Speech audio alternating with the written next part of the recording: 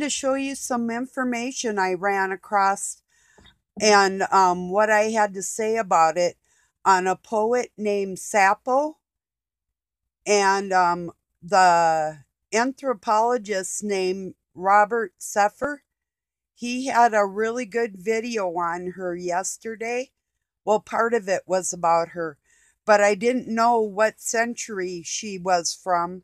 So, and then it says here the poetry of Sappho has entranced readers and listeners from the time she wrote the 6th century BCE, though few of her poems survived complete.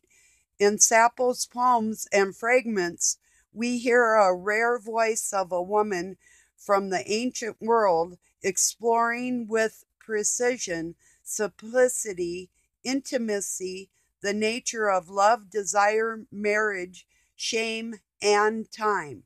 So now I'm going to show you what I wrote on Robert Seffer's um, video and then shared to my Facebook page. Because of the Old English language, well, translated from Greek into modern times, and with the lesbian movement, and being that she was like goddess of Lesbian, the island, I do believe, is where this Robert Seffer, it's called The Muses of Apollo. His video tells you more about that.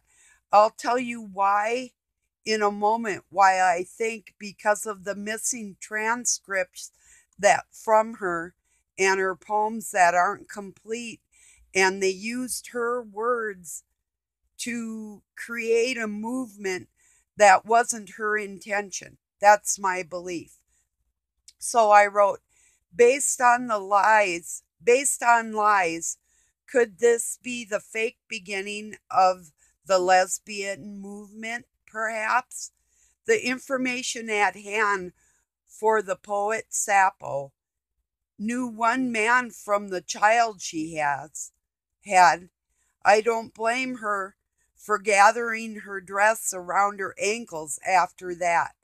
It sounds like she loves girls like a person would her own.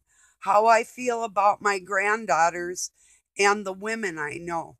I doubt she was a lesbian, and I believe they hid the majority of her famous work, to use the words of hers, left for their benefit. Sound familiar? Lost and missing text for no apparent reason. Very old books and oral teaching remain and is becoming clear.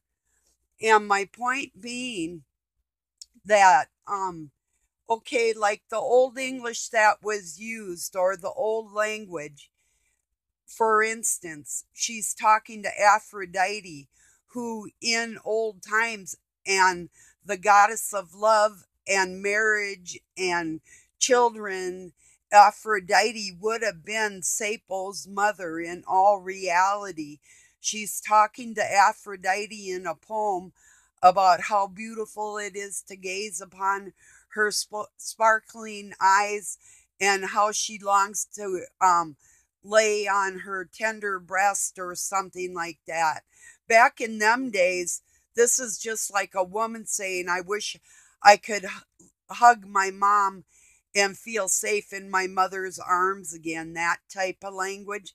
So they took what her words meant from the olden language, and that's why I stress that it is so important to get in touch with the old languages to correlate the texts we are reading today, because they have hidden so much.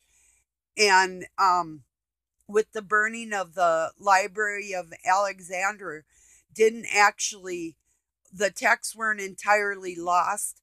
And those are a lot of the canons and scripts and doctrines and things that the Knights Templars and Freemasons carry and know this knowledge to this day, and how the Satanists have used a famous poet like Sappho, um, and her words against the whole population, making it look like somebody famous back in them days were immoral.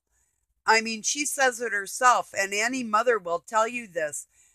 Um, I mean, after a while, you kind of get a grip on your sexuality and you will gather your dress around your ankles. It's like, hey, not right now, buddy. I had enough of this for a minute. And ladies, I know you hear me, has nothing to do with being a lesbian. If anything, you're getting closer to God, and the meaning of sexuality feels ill if it's not well placed. So I'm going to leave it at that. I just wanted to share this real quick. I will be back. I have some good news. I'll share with you later. I love you all. Peace.